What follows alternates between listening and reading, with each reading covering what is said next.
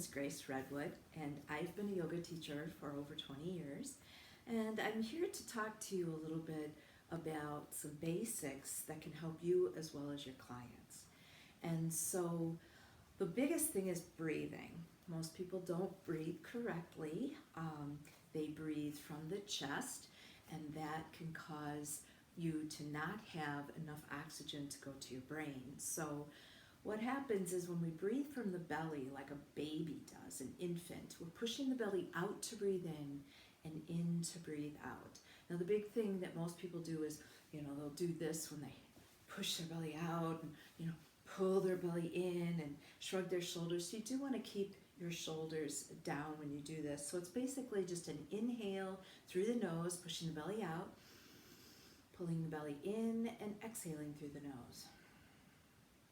And you do want to try to get your exhalations longer than your inhalations, because truly we breathe to exhale, and the reason for that is we need to release our carbon dioxide. It also releases our stress. So there's just a few things that I want to talk about besides the breathing. It's something I really feel that you should practice as best as possible. Best way to practice it is laying down, because you have a less tendency to shrug your shoulders. But if you push your belly out to breathe in, and in to breathe out, exhaling a little bit longer, you will notice a huge difference. It helps relax you, it oxygenizes your organs, it brings more clarity to your mind, because your brain is the last thing to get that oxygen, so you're finally getting enough oxygen because you're breathing fully. So that's something that I strongly suggest you talk to your clients about. Are they truly breathing deeply from the belly? When we breathe here, generally we're having anxiety. It causes a lessening of that oxygen to the brain, so we're having a little more brain fog. It tends to be something that we do when we're rushing. So that taking that moment to take that deep inhale and exhale, and if you can hear your breath, that's awesome too. And the reason I say keeping your mouth closed and doing inhale, exhale through your nose is that helps keep the warmth within your body. If you're cold, that's a great way. Another way that signals your brain to relax is to drop your jaw. So if you inhale and you exhale, and you really drop that jaw, it's a great way that signals your brain to relax. So that's a good one before bed, or if you are having anxiety. It's just the yogic breath generally keeps the breath within the nose, in and out. But you certainly can relax that jaw and exhale through the mouth as well. So the other areas that we take on tension is shoulders, neck, and low back, hip area. So I'm just going to show you a few things. The reason I'm sitting down is because most people sit a lot, whether it's for their jobs or just doing online stuff, even the Zoom stuff that we all need to do now with COVID. Hopefully all that will end, but the point is that we're probably sitting a lot more. So I wanted to show you some seated ones that you can show your clients. Just very gentle things. For the neck, you just drop your jaw and drop your chin to your chest. Allow your chin to stay down on your chest and gently roll it from shoulder to shoulder. Now, one of the main things that you want to make sure that your clients know is that there's never anything sharp or pinchy whenever they do any movements. If you feel anything sharp or pinchy, you immediately stop. Achy, heavy, shaky, stretchy, all that's good, but never sharp and pinchy. So that's why you want to move slowly. So if you are suggesting that your clients move their neck to relax their neck, you want to have them do that slowly. So the first one is to drop that chin and draw, and we allow that head to roll from shoulder to shoulder.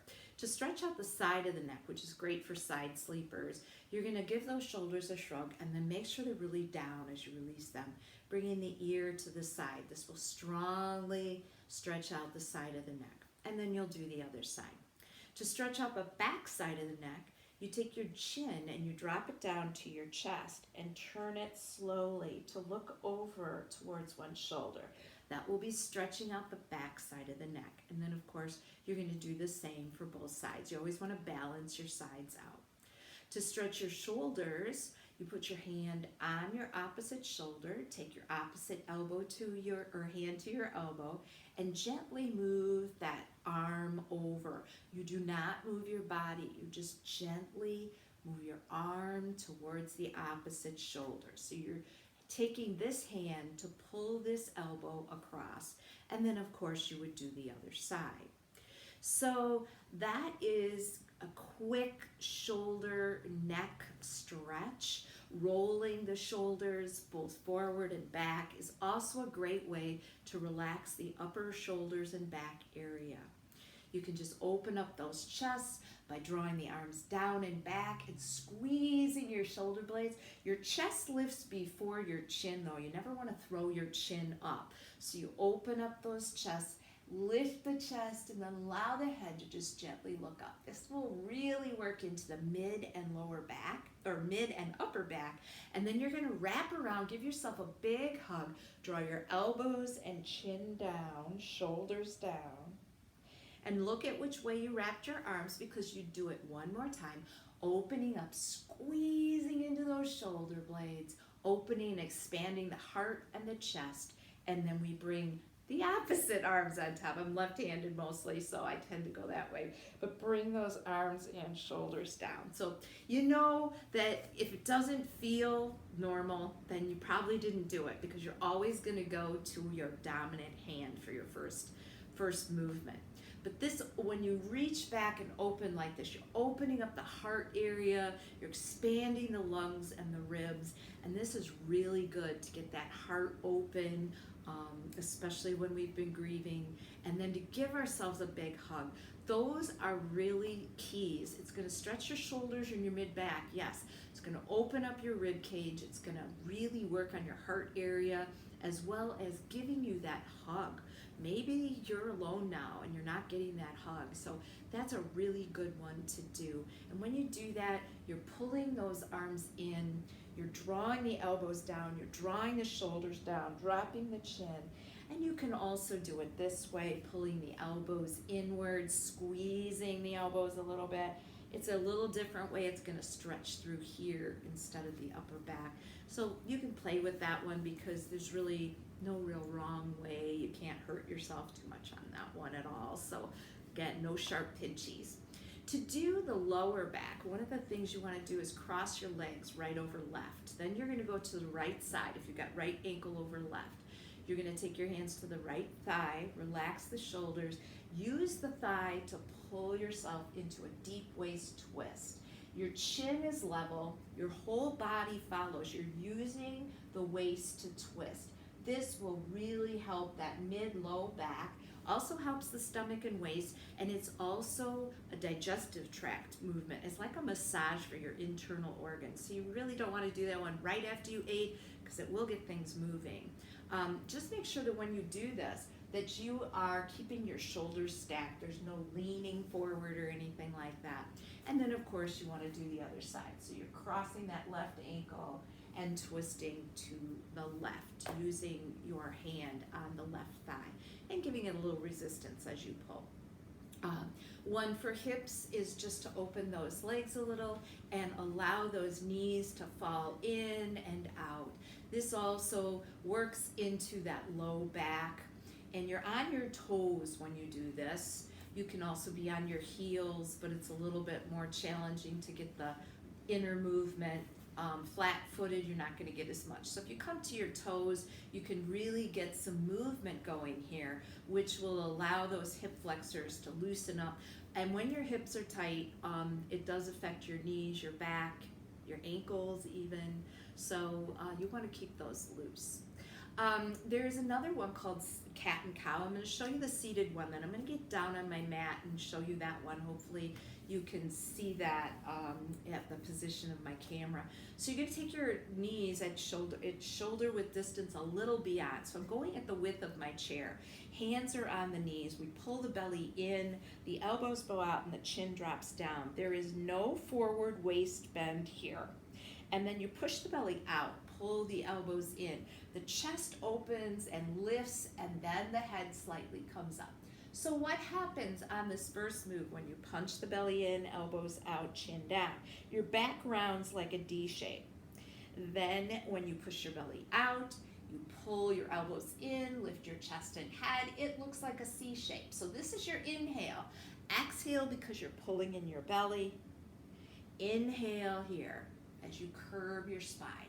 And when you keep your spine flexible like that, it gets the messages from the organs from the brain to the organs quicker because a flexible spine, your messages go from your brain to your organs through your spinal cord. So you want to keep that flexible. A flexible spine also brings youthfulness and more joyful, positive attitude into your body, especially with that good deep breath. That's going to also help the mindset.